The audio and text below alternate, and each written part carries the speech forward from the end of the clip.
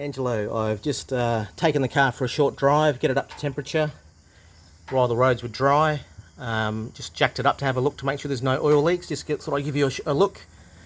There's your exhaust. Changing colour with heat.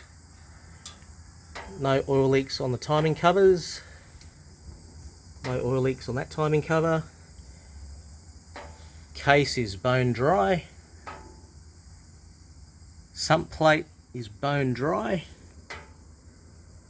No oil leaks at all. If it's going to leak, it's going to leak now. Oil cooler.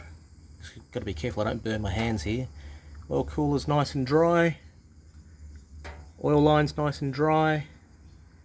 Welch plugs are dry. In there, right in the middle, well, I can't zoom in, but sort of that little spot there is a place which is quite problematic, so that's been filled up with JB Weld. That shouldn't leak. No leaks at cylinder bases. Oil tubes are nice and dry. Valve covers are perfectly dry.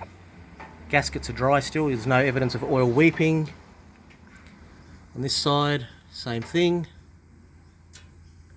Extremely dry, extremely clean.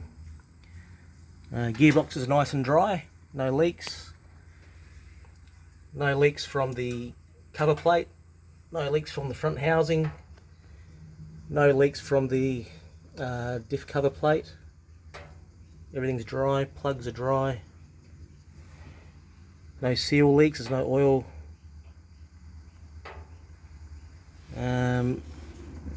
Yeah, no, she's good.